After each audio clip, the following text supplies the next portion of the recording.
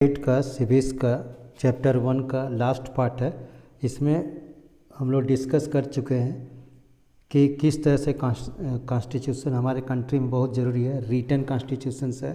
फिर उसके बाद जाके इसके किस तरह से कॉन्स्टिट्यूशन बना इसका डिस्कस कर चुके हैं हम लोग ऑलरेडी।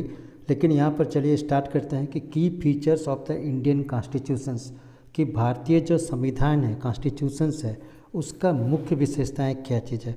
जैसे यहाँ पर लिखा है कि ये जो अगर टॉपिक देख रहे होंगे कि नोट्स में कि देयर आर वेरियस की features of the Indian constitutions, कि बहुत सारा इंडियन कॉन्स्टिट्यूशन से की फीचर्स है। और यहाँ पर जो एक्चुअली दिया बहुत माने इससे ज़्यादा भी हो सकता है। जैसा अगर की फीचर्स में आप आएंगे तो आप इसमें बता सकते हैं की फीचर्स में कि जो पहला की फीचर्स अगर जो कि मैंने इसको पॉइंट में नहीं दिया हुआ है कि ये कॉन्स्टिट्यूशन रिटर्न हम लोग का इंडियन जो कॉन्स्टिट्यूशन है रिटर्न कॉन्स्टिट्यूशन है, इसलिए जो फर्स्ट की फीचर्स हो सकता है ये अगर आप लिखना चाहते हैं तो इसको फर्स्ट पॉइंट जो की फीचर्स है वो हो सकता है रिटन कॉन्स्टिट्यूशंस, कि जो इंडियन कॉन्स्टिट्यूशंस है is the lengthiest written constitutions in the world, कि ये दुनिया का सबसे बड़ा लेंथीएस्ट लंबा चौड़ा और मतलब कि लिखा हुआ कॉन्स्टिट्यूशंस है। HB जो कामत है फेमस, जो कि मतलब कि पॉलिटिकल कॉलम लिखने वाले मेंशंस हैं, तो उन्होंने कॉन्स्टिट्यूशन असेंबली में कहा था कि Indian constitution is the bulkiest in the world, कि सबसे लंबा चौड़ा है।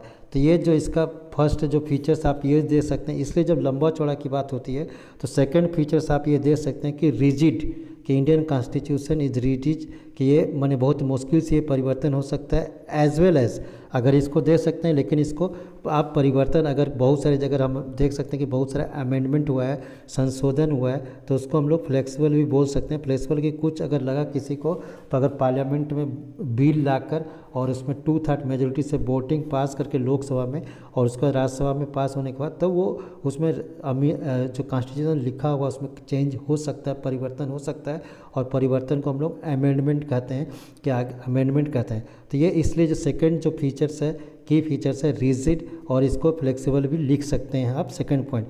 लेकिन उसके बाद आप इसको जो थर्ड पॉइंट ये कर सकते हैं कि फेडरलिज्म।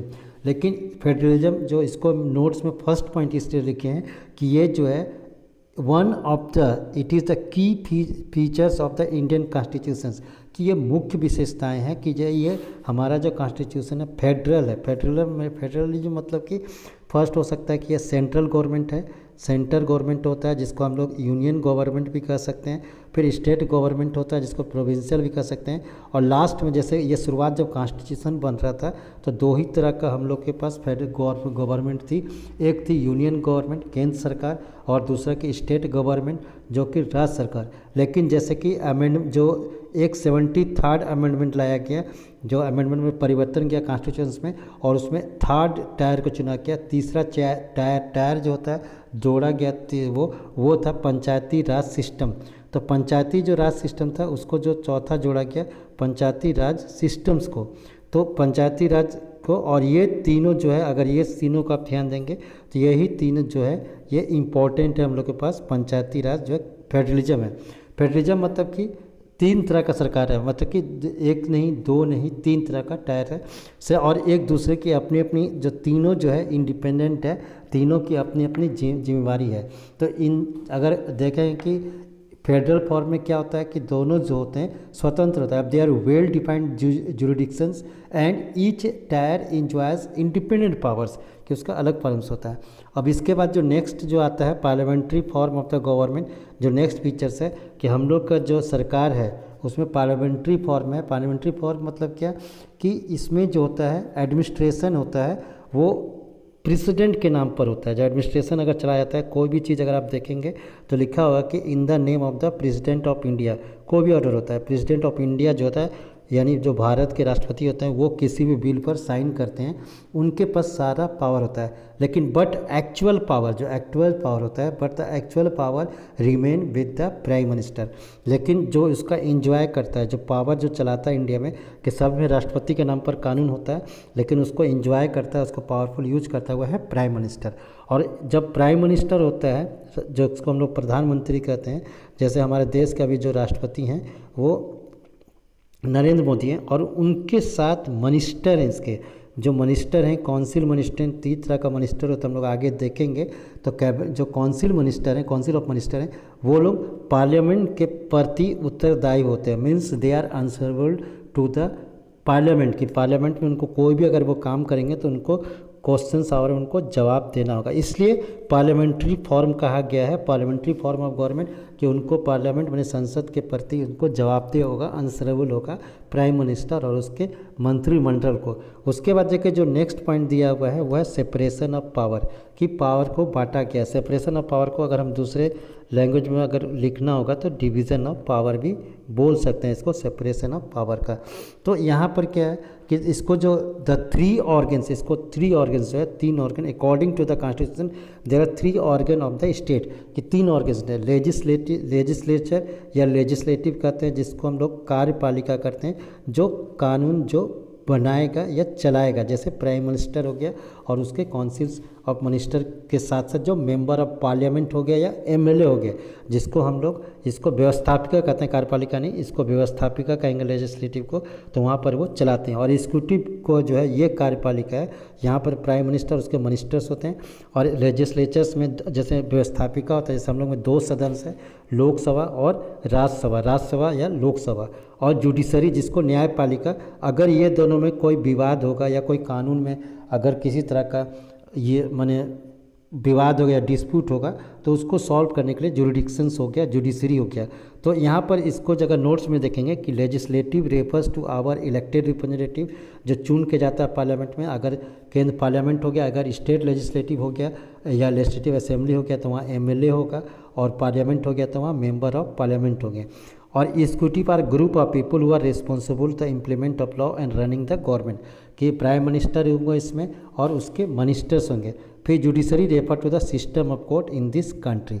अब उसके बाद जो कि नेक्स्ट जो है फंडामेंटल राइट्स, जो मूलभूत अधिकार, जो कॉन्स्टिट्यूशंस जो हम लोग का उसका मेन विशेषताएं है कि fundamental right, these rights are protect citizens को हम लोग को सुरक्षित करता है अगेंस्ट द आर्बिट्री और absolute exercise by the state. अगर कोई जो सरकार जो है अगर कुछ मतलब कि किसी तरह का अगर हम लोग को राइट जो है वो नहीं देता है तो उसके प्रति हम लोग आवाज़ उठा सकते हैं। इसलिए हम लोग ये कह सकते हैं कि जो सेपरेट, अगर आप देखेंगे कि फंडामेंटल राइट है, इस बुक में हम लोग जो अलग देखेंगे, और कॉन्स्टिट्यूशंस में इसको, इसकी जो कॉन्स्टिट्यूशन है, संविधान है, इसको वहाँ पर पार्ट 3 में इसका जो कॉन्स्टिट्यूशन है उसमें डिस्कस किया गया है अलग से फंडामेंटल राइट को।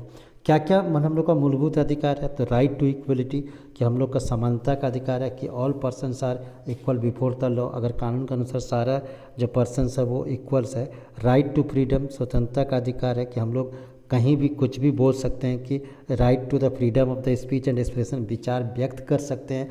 राइट टू फॉर्म एसोसिएशन, कोई भी संगठन बना सकते हैं। Right to move freely and reside any part of the country, कि हम किसी भी पार्ट में कंट्री का घूम सकते हैं, वहाँ रह सकते हैं। एंड राइट अगेंस्ट एक्सप्लॉयटेशन, शोषण के विरुद्ध अधिकार में हम लोग आवाज़ उठा सकते हैं। कॉन्स्टिट्यूशन प्रोवाइड द ट्रैफिकिंग जैसे होता है, एक्सप्लॉयटेशन होता है, या कोई बच्चा जो है 14 साल से कम उम्र में काम नहीं कर सकता है, किसी को भी हम लोग लेबर को मजबूर नहीं कर सकते हैं, उसको माने कि ट्रैफिकिंग नहीं कर सकते हैं, माने स्मगलिंग नहीं कर सकते हैं।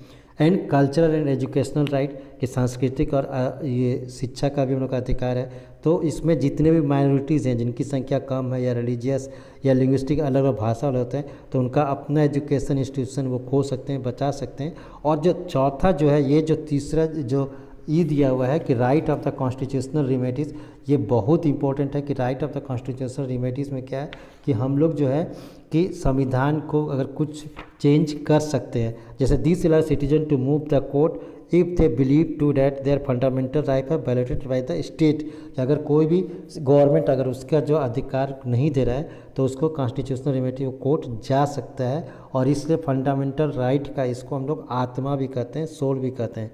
फिर जो नेक्स्ट हम लोग का जो फीचर्स है, जो माने कि इसमें जो इंडियन कॉन्स्टिट्यूशन भारतीय संविधान का, वो है सेकुलरिज्म माने कि हम लोग के पास कोई भी एक धर्म नहीं है, कोई सरकारी नेशनल रिलीजन नहीं है। सेकुलर स्टेट, जिसको हम लोग को हिंदी में कह सकते हैं कि धर्मनिरपेक्ष है, कि कोई भी स्टेट नहीं है। तो secular state is one of in which the state does not official promote of any religions.